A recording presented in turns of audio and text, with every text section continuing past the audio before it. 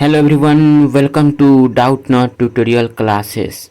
तो जैसा कि आप सभी लोग देखते हैं, आज हम सब आपके लिए क्या लेकर आए हैं। बिहार बोर्ड मैट्रिक एग्ज़ाम 2024 के लिए ये होने वाला है धमाकेदार वीडियो।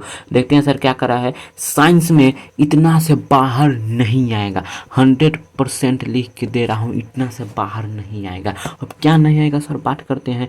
हम आपके लिए क्या लाए हैं, साइंस का टॉप 150 क्वेश्चन लाए हैं। और वो क्या हो जाएगा, लघुत्तरीय प्लस क्या हो जाएगा, दीर्घोत्तरीय। इतना से एक बाहर नहीं आएगा। क्योंकि मैं इतना दावे के साथ क्यों कर रहा हूँ सर, क्योंकि मैं ये आपके सामने क्वेश्चन पूरे लगभग 14 वर्षों से जो क्वेश्चन पूछ रहा है, क्वेश्चन बैंक को पूरा खंगाल कर, और जितने भी एनसीईआरटी के क्वेश्चन 2024 के लिए महत्वपूर्ण हो सकते हैं, उस सभी क्वेश्चन को किताबों को पढ़कर, और जो बिहार बोर्ड के सिलेबस से जो क्वेश्चन पूछने का पैटर्न है, उस सभी क्वेश्चन को पैटर्न पर मैंने आप सभी के लिए 2024 के मैट्रिक परीक्षा के लिए साइंस के टॉप 150 2 नंबर वाले और 5 नंबर वाले यानी लघुत्तरीय और दीर्घोत्तरीय क्वेश्चन को छाटा है। और मेरा ये दावा है मेरे भाई, 90 से 95% क्वेश्चन इसी में से रहेगा, एक भी क्वेश्चन नहीं बाहर से आएगा, ये मेरा वादा है। आप सभी भी रिक्वेस्ट करता हूँ, सभी क्वेश्चन को आप याद कर लीजिए। 150 क्वेश्चन ही तो है, सभी क्वेश्चन को याद करिए। इतना से एक भी क्वेश्चन बाहर नहीं रहेगा। जब आप क्वेश्चन परीक्षा देने बैठेंगे और इसी में से क्वेश्चन आएगा, तो आपके चेहरे पर एक स्माइल होगी, हाँ यही क्वेश्चन मैंने कराया था आप लोगों को। तो चलिए क्वेश्चन को शुरू करते हैं, देखते हैं हमारा पहला क्वेश्चन क्या है। देखिए पहला क्वेश्चन क्या कर रहा है, पहला क्वेश्चन कह रहा है कि एथनॉल के भौतिक गुणधर्म को लिखे। क्या कर रहा है क्वेश्चन कि एथनॉल के भौतिक गुणधर्म को लिखे। जैसे जैसे लिखे हैं ना, वैसे वैसे आपको वैसे ही एग्जाम में लिखना है। देखिए लिखने का भी एक सीरीज होता है, उससे भी नंबर मिलता है। तो उत्तर लिख दीजिएगा आप, एक लाइन में लिखिएगा, एथनॉल का भौतिक गुणधर्म निम्नलिखित है। ये क्वेश्चन कर रहा है एथनॉल के भौतिक गुणधर्म को लिखे, ये 2 नंबर वाला क्वेश्चन है। एथनॉल का भौतिक गुणधर्म निम्नलिखित है। अगर ये 2 नंबर में क्वेश्चन पूछेगा तो इसका गुणधर्म 2 लिखिएगा, और 5 नंबर में पूछेगा तो इसका गुणधर्म 5 लिख दीजिएगा आप। आई बात समझ में? तो चलिए अपने क्वेश्चन को शुरू करते हैं। तो देखिए क्वेश्चन क्या कर रहा है कि एथनॉल का भौतिक गुणधर्म को लिखे। तो आप क्या लिखिएगा, एथनॉल का भौतिक गुणधर्म निम्नलिखित है। ऑप्शन नंबर देखिए 1 नंबर क्या हो जाएगा, इसका गुणधर्म 1 नंबर हो जाएगा, इसमें मीठा गंध होता है। जो एथनॉल होता है मेरे भाई, उसमें कैसा गंध होता है, मीठा गंध होता है। 2 नंबर देखिए क्या कर रहा है, 2 नंबर में कर रहा है, यह रंगहीन तथा वाष्पशील द्रव है। एथनॉल कैसा द्रव है, रंगहीन तथा वाष्पशील द्रव है। 3 नंबर क्या कर रहा है कि यह एक अच्छा विलायक है। एथनॉल क्या है, एक अच्छा विलायक भी है।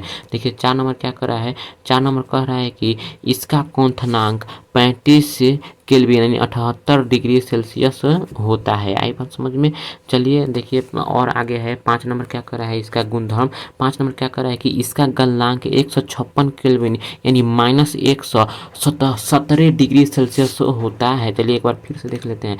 क्वेश्चन कर रहा है कि एथनॉल के भौतिक गुणधर्म को लिखे। तो उत्तर लिखना है, एथनॉल के भौतिक गुणधर्म निम्नलिखित है। 1 नंबर हो जाएगा, इसमें जो गंध होता है कैसा होता है, मीठा होता है। एथनॉल में मीठा गंध होता है।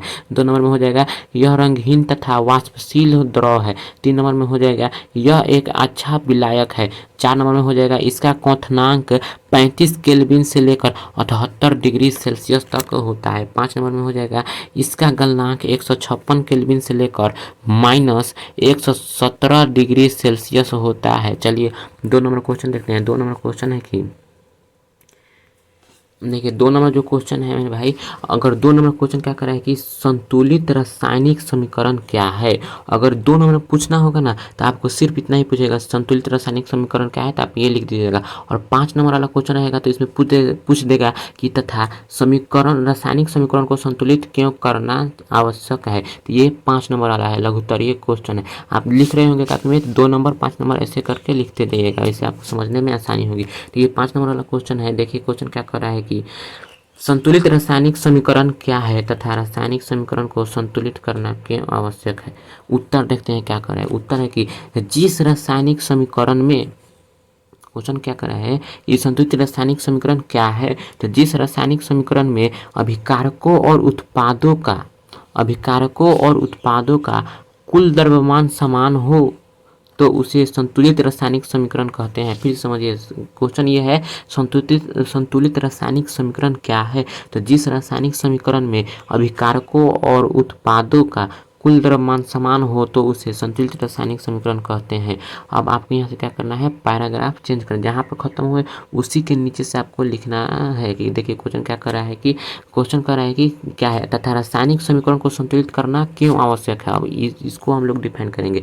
अब जहाँ ये खत्म हो गया उसको पैराग्राफ छोड़कर उससे नीचे की तरफ आपको लिखना है। क्या लिखना है, रासायनिक समीकरण क्या कर रहा है, रासायनिक समीकरण को संतुलित करना इसलिए आवश्यक है कि इसके द्वारा हम समीकरण के वास्तविक जानकारी को प्राप्त कर सकते हैं।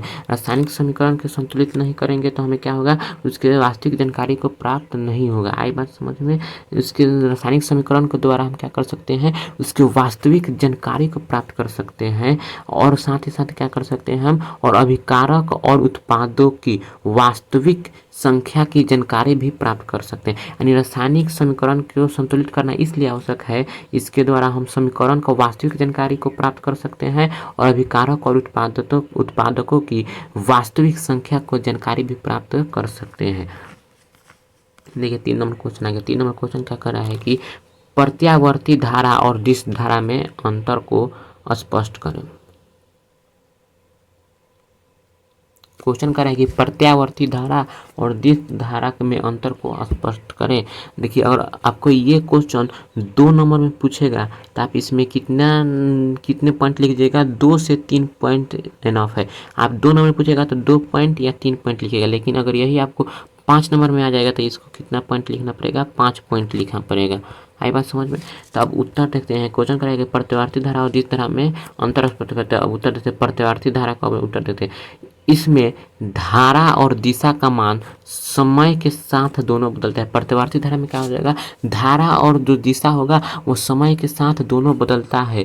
दूसरा क्या होगा प्रत्यावर्ती धारा में, इसमें इसे आसानी से उत्पन्न किया जा सकता है। जो प्रत्यावर्ती धारा यानी एसी अल्टरनेटिव करंट और डिस्क धारा डीसी यानी डायरेक्ट करंट, जो प्रत्यावर्ती धारा होता है उसे आसानी से हम लोग उत्पन्न कर सकते हैं।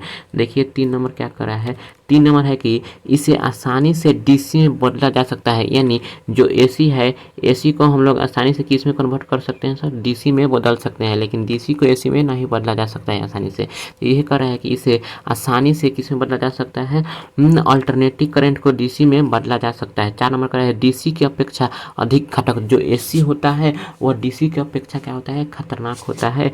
5 नंबर क्या करता है, यह चालक के सतह पर प्रवाहित होता है। अब देखते हैं किसके बारे में, डिस्क धारा के बारे में। डिस्क धारा के बारे में क्या कर रहा है, डिस्क धारा का पहला क्या हो जाएगा, इसमें केवल धारा का मान समय के साथ बदलता है। यानी क्या हमने क्या देखा था, एसी में जो होता है वह उसमें धारा और दोनों क्या होता है सर, समय के साथ बदलता है, लेकिन जो डिस्क धारा में होता है इसमें केवल धारा का मान समय के साथ बदलता है। 2 नंबर में क्या है, इसे आसानी से उत्पन्न नहीं किया जा सकता, यानी डीसी को उत्पन्न करने में कठिनाई होती है।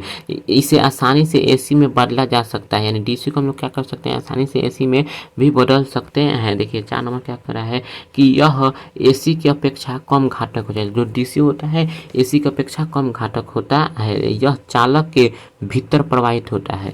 जो डिस्क धारा होता है वो चालक के भीतर प्रवाहित होता है। तो यह क्वेश्चन आपको 5 नंबर में पूछेगा। आई बात समझ में? जो क्वेश्चन है यह डिस्क धारा वाला, ये आपको 5 नंबर में पूछेगा। अगर 2 नंबर में पूछा तो आप इसमें 2-2 लिख के आ जाइएगा, अगर 5 नंबर में पूछा तो 5-5 अंतर लिख के आ जाइएगा। और हाँ, मुझे टाइपिंग करने में थोड़ा दिक्कत हो रहा था, इसलिए मैंने इस तरह लिख दिया। आपसे पूछा तो इस तरह लिख दीजिएगा, यहाँ पर प्रत्यावर्ती धारा लिखिएगा और यहाँ पर डिस्क धारा लिखकर प्रत्यावर्ती धारा का इधर 1 नंबर दे के लिखिएगा, इधर डिस्क धारा का 1 नंबर करके लिखिएगा, बीच में लाइन करके इस तरह मत लिखिएगा। आई बात समझ में? चलिए अगले क्वेश्चन की ओर बढ़ते हैं। हमारा अगला क्वेश्चन देखिए 4 नंबर क्वेश्चन क्या कर रहा है कि 4 नंबर क्वेश्चन है कि ताज़ा दूध के पीएच मान 6 होता है, दही बन जाने पर इसके पीएच मान में क्या परिवर्तन होता है। यह 2 नंबर वाला क्वेश्चन है। कितने नंबर वाला क्वेश्चन है, 2 नंबर वाला क्वेश्चन है। बस में क्वेश्चन क्या कर रहा है कि ताज़ा दूध के पीएच का मान 6 होता है, दही बन जाने पर इसके पीएच मान में क्या परिवर्तन होता है। देखते हैं उत्तर, दही में लैक्टिक अम्ल पाया जाता है। उत्तर क्या कर रहा है, दूध से दही बनने में किस अम्ल की भूमिका होती है, उसमें लैक्टिक अम्ल पाया जाता है। बात में लैक्टोबैसिलस नामक जीवाणु होता है, लेकिन दही में क्या होता है, लैक्टिक अम्ल पाया जाता है। क्वेश्चन क्या कर रहा है, ताजे दूध के पीएच मान 6 होता है और दही बन जाने पर इसका पीएच मान में क्या परिवर्तन होगा।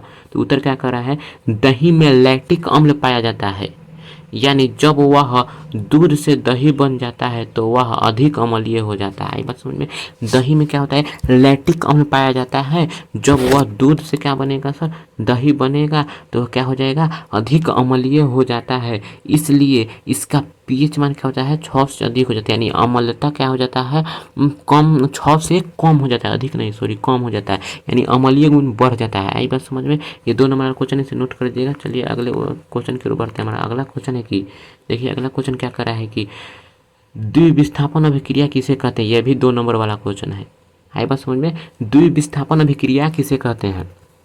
तो उत्तर क्या है, जब 2 यौगिक अपने आयनों के अदला बदली करके, क्वेश्चन ध्यान से समझिएगा मेरे भाई, द्विविस्थापन अभिक्रिया किसे कहते हैं। तो उत्तर क्या होगा, जब 2 यौगिक अपने आयनों के क्या करके सर, अदला बदली करके जब 2 नए यौगिक का निर्माण करते हैं तब उसे क्या कहेंगे, द्विविस्थापन या उभय विस्थापन अभिक्रिया कहेंगे। एक बात याद रखिए, द्विविस्थापन को भी उभय विस्थापन अभिक्रिया कहा जाता है, ये भी पूछ सकता है, ये इसलिए मैंने इसका दोनों नाम लिख दिया है। एक बार समझ में, एक बार फिर से देख लेते हैं क्वेश्चन क्या कर रहा है, द्विविस्थापन अभिक्रिया किसे कहते हैं। तो जब 2 यौगिक, देखिए यहाँ पर योग लिखा गया है, ये सब क्या हो जाएगा, यौगिक हो जाएगा।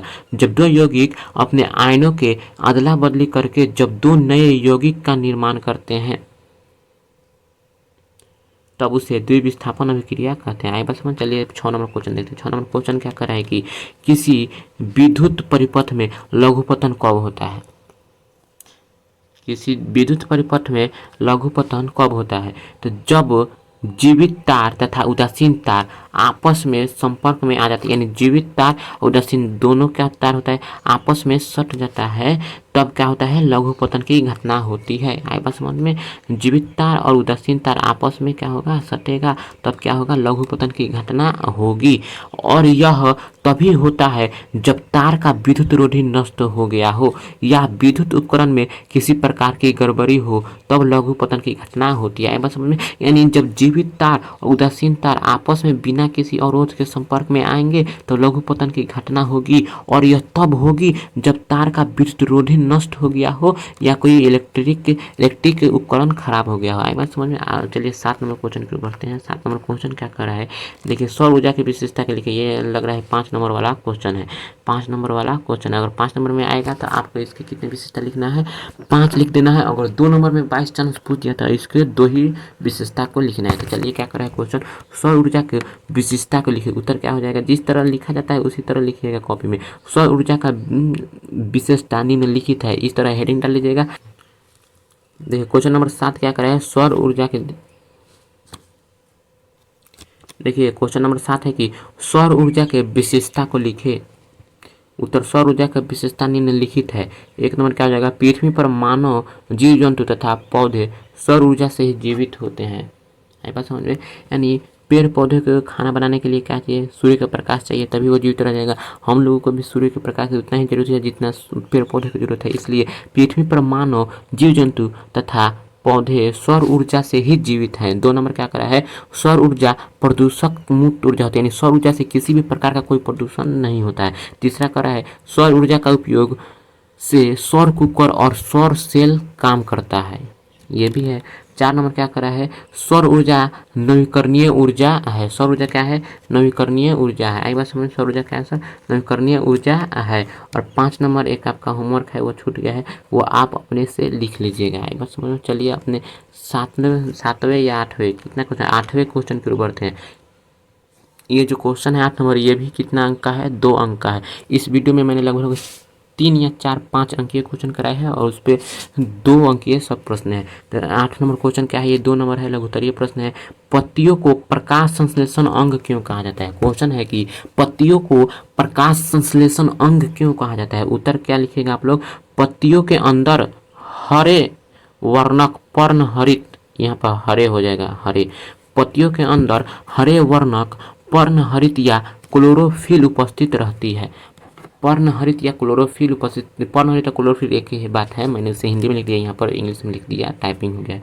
पत्तियों के अंदर हरे वर्णक पर्णहरित या क्लोरोफिल उपस्थित रहती है और प्रकाश संश्लेषण प्रक्रम क्लोरोफिल के उपस्थिति में ही हो सकता है, इसलिए पत्तियों को प्रकाश संश्लेषण अंग कहा जाता है। एक बार फिर से समझिए, देखिए क्या करा है, यहाँ पर क्या हो जाएगा, हरे हो जाएगा। एक बार समझ में, पत्तियों को प्रकाश संश्लेषण अंग क्यों कहा जाता है, तो उत्तर क्या हो जाएगा, पत्तियों के अंदर हरे वर्णक पर्णहरित या क्लोरोफिल उपस्थित रहता है और प्रकाश संश्लेषण प्रक्रम क्लोरोफिल की उपस्थिति में ही हो सकता है। बात को समझिए, जो प्रकाश संश्लेषण होता है वह क्लोरोफिल की उपस्थिति में ही हो सकता है, इसलिए पत्तियों का प्रकाश संश्लेषण अंग कहा जाता है। आई बात समझ में। चलिए अगले क्वेश्चन की ओर बढ़ते हैं। अगले क्वेश्चन की बहुत समय क्वेश्चन, तो बस आज के हमारे वीडियो में 8 ही क्वेश्चन था और मैं इस जो टॉप 150 सीरीज है, साइंस का टॉप 150 सीरीज है, इसमें से एक भी क्वेश्चन यानी 90 से 95% क्वेश्चन इसी में से रहेगा। 1-2 सवाल तो अंदर ही आएगा, लेकिन आपको क्या फिक्र है, डबल डेटा है, आपको 10 बनाना होगा तो उसमें से 10 क्वेश्चन दिया होगा तो आप उसमें से रहेगा 5 क्वेश्चन बनाइएगा। और मैं इतना 100% श्योर होकर कह सकता हूँ कि 90 से 95% क्वेश्चन यहीं से रहेगा, एक भी क्वेश्चन यहाँ से बाहर नहीं होगा।